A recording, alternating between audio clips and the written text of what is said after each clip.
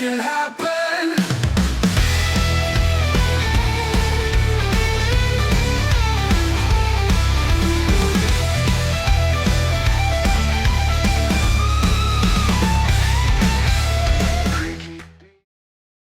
Welcome back to What's the Worst. Welcome back to What's the Worst. It sounds, you get like how you sound isn't actually how you sound. Really? Because I'm always like, is that how I sound? When I say what's the worst, there's a lot of S. What's the worst that can happen? But I bet when you play it, it doesn't sound like that. No, it doesn't actually. Or does it? Welcome to What's the Worst. You can't say it like, what's the worst? This is the best intro ever. Welcome back to What's the Worst. Now, welcome to What's the Worst That Can Happen Property Podcast. I'm Charlotte and I'm here with Dave. How are you doing? Been better? Which is why I thought we would record this podcast. Yeah, basically, going through a breakup, been through some bad times. So yeah, I just wanted to highlight and come on here, you know, that everyone faces hard times. We talk about mental health in construction, but it's rare at times that you actually go through it yourself, but these times do happen. So 6 years ago, I started taking a drug called Sertraline.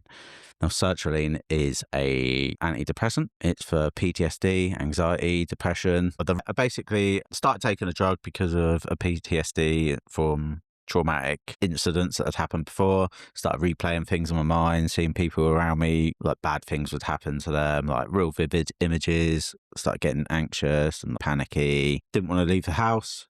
So I started taking Sertraline and I started on 25 milligrams. So it was a low dosage. Doctor rings me after a month. He's like, how are you getting on? And I said, can't notice a difference, mate. He was like, take 100. And from then, for the last 6 years, I've just been numb and empty to any emotional feeling when, like my ex now, and I lost our baby. I had to force myself to cry and I'd just blame myself. Like, I'm like, what a heartless prick. Just felt like real bad for not like showing any emotion, like as if I like didn't care. And there was a lot of me that actually didn't care, like just because I was just numb to it. Sertraline, I felt like there was a wall and all my emotions were behind it and I just couldn't get to any of them. So, yeah, for 6 years, I thought I was invincible. I thought I could take on the world. Obviously I couldn't. I was just hiding behind everything. And as good as I thought that was at the time, it eventually led to my downfall in my relationship. It's cost me my marriage. Like, admittedly, I am a flirt. There's no denying that. But I took it too far. There was nothing more than messages, but those messages were explicit and they obviously hurt the person that I love. So yeah, there's no coming back from that. I think Sertraline just needs to be, as great as it is, antidepressants and whatnot, they are, I don't think they're for long-term benefit. I think they're good for the short term, but then like now I've had to go cold turkey. I was like, I don't want that shit in my body. Go cold turkey, completely forget about them and get a little bit of help and sort my shit out, really. So like, listen, I've got a good network around me, a load of good people checking up on me every day. I come into work and everyone's saying like, oh, how are you doing? The best of friends at work. I come in and just work with great people. And then I know as well, like I've got a phone book full of people who I can just ring and chat to, like, you know, say to them, should we go for a beer? Which is kind of like, is obviously helping me through it, being able to talk to people. But it's been a tough ride. Had a tough few weeks. Yeah, it's been a tough one. But like, I always thought I was a great advocate for mental health in construction, but that was probably due to just being on the Sertraline and just thinking that, yeah, you know, I'm sorted, I'm fixed. But I wasn't, just still fucking broken. Just hid behind it. It is difficult for people to open up and be vulnerable and put themselves out there. And you're being very brave by doing it in a way that's actually recorded and shared with other people. Yeah. 'Cause it's all right having conversations when you meet people out networking or on projects and talking to your friends and your colleagues. But yeah, it's a vulnerable thing to do. So hopefully people that are listening, if anybody isn't feeling great themselves, they can realise that they're not alone. You know, we're not here offering a counselling service or anything like that. We can definitely point people towards Man Down and the Lighthouse charity. Yeah, so the Lighthouse charity have been really good. I got in touch with those. You get, if you work in the industry, you get 6 free sessions and life coaching sessions after that as well. So they've been really good. Started my journey on that. And yeah, seeing a counsellor every week, and it's quite good to do so, really, because you're talking to someone who's like non-judgmental, that not one-sided. Not that I know of. Probably And you're goes talking off, about but he's like, yourself. "Fucking-" huh? And you're talking about yourself, which is like Yeah, yeah. important Yeah, things. it is. Yeah, so like you're talking about yourself and your feelings and your needs rather than anyone else's, and you've got to look after yourself. The first part of recovery is looking after yourself and making sure that you're okay. Mm. So yeah, like Lighthouse have been brilliant. If anyone's going through similar and they want to know any details, who to contact and how to get involved with that, then ping me a message or whatever, and I'll gladly help. Like what I have noticed as well, going through all of this, is speaking to everyone. And there's so many people in like similar situations. So many people have like reached out and said, "Do you know what, Dave? Like, I've just started taking Sertraline, or there's like other drugs available, Talipram and things like that." But they all kind of do the same sort of thing, like hold your emotions, just hide it all. Really, We can't offer any medical advice or advice on stopping taking any medication. If you are taking it, No, please consult a exactly. doctor, and hopefully you have a response from them. Yeah, Yeah. So it's a challenge, isn't it? And yeah, it's a challenge. But you know, it just goes to prove, you know, like everyone think I'm like, you know, quite out there, quite bubbly as a person, and quite forward and confident. But I mean, I am.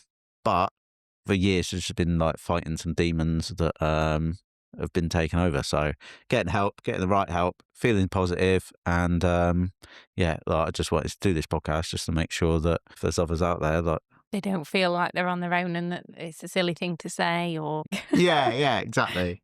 but no, it's an important point that you raise. So I don't know of many charities or support places for men, admittedly. So obviously there's Man Down, who I have seen speak before at an event, and it was a very impactful introduction. I can't remember the gentleman's name, but he actually went onto the stage in crutches and was noticeably finding it difficult to move around and trying to like get his piece of paper and things like that. But it was actually just to illustrate the fact that if he did have an injury, a part on his leg, a break, or a disability, you would automatically be starting to think differently and empathizing. And it actually transpired they were just there as a prop. But what he wanted to illustrate was that mental health wasn't always seen Yeah, unless yeah, it's noticed, with somebody's character changing. You could be working with chaps on a building project and you notice a character change, or somebody's more grumpy or less tolerant or not stopping for lunch. These are things that I suppose you can look out for in the construction industry with regards to yeah, mental health. And then signposting is Man Down and the Lighthouse, as yeah. far as I'm aware. Yeah, exactly. I mean, there's others out there as well, but you know, I've been to Lighthouse charity events in the past. They always just stood out to be the ones. I get their marketing is like bright colours and all that, and I was like, that just stands out to me. Mm. So yeah, I gave them a call, sorted it all out through them. They were really good, and yeah, to be fair, I'm excited to continue my journey with them. So Good. yeah, it's good. Yeah, really good. But so, yeah, if anyone's going through like a tough time, a hard time, you've got people around you, you've got friends, you've got family, and reach out to your favorite local podcast hosts. Yeah, it's hard to think if anybody's struggling. You don't want anyone struggling. No, So exactly. But it is good to talk. It's good to talk to people. Like even in my situation, it's good to talk to people and they go, "Fuck's sake, Dave, you're a fucking idiot," which people have done. And I'm like, yeah, I'm well aware, but life goes on. Life isn't easy. It's far from it. In fact, that's part of it. But people are struggling out there, and people don't know who to turn to, and you need to seek advice. So yeah, I'm just making sure that people are aware that happens to a lot of people. yeah. Well, there'll be some statistics of which we do not know. No, Um, I mean, we could chat GBT it, but but I don't really appreciate ChatGPT so no, much, do no. I? So we'll avoid that. Yeah. You could just research. But anyway, is it appropriate to ask what's the worst that can happen at the end of this podcast? Or should we flip that on its head and just say what positive things are happening in in life at the moment? I mean, what's the worst that could happen? We could get really dark, couldn't we? But Yeah. it's probably not that sort of podcast. We like to keep it light-hearted and quite nice instead of talking about like stuffing yourself in and whatnot. So yeah, we won't go down that route. But I mean, if you are, contact someone. Please contact someone. But yeah, the positive things are everyone's journey of repair and getting better starts somewhere, and that starts with acceptance.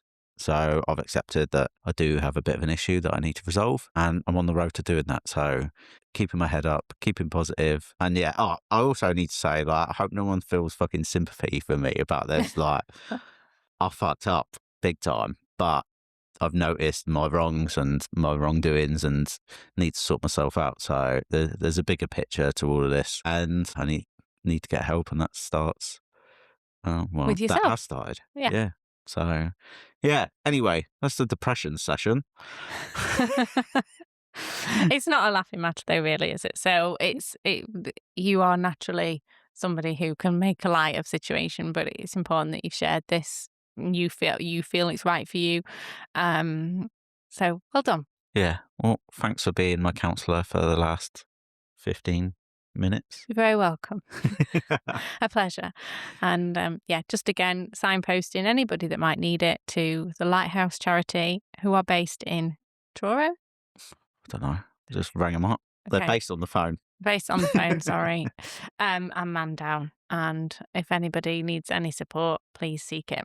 We'll Thank put you. links in the post. So Brilliant. In yeah. the show notes. Yes. Expert Yes. podcasts we are. And the future episodes will be light-hearted and happy again, but this is important to speak about. Yeah. An interim little mini-sode Yeah. on a mentee B stroke. Can I even say that? Is that allowed? Probably not, but you've said Probably it now, not. haven't you? Crop it out, please. Bloody sexist. No, I wasn't meaning it as in a men thing. It's like one of those sayings that the young kids say, isn't it? Is it? Mentee B. Oh, I thought you said men to be. Mental breakdown, but that's probably right. not Yeah, very yeah. fair. Oh, no, I'm So- past the breakdown bit now. Fuck. Yeah, well, these things are circular. There isn't a line with a start and an end. It's a continuous cycle, and it's life. So, yeah, hopefully, Dave, you're feeling much better, and Yeah. thanks for sharing. Thanks, Charlotte. What's the worst that can happen?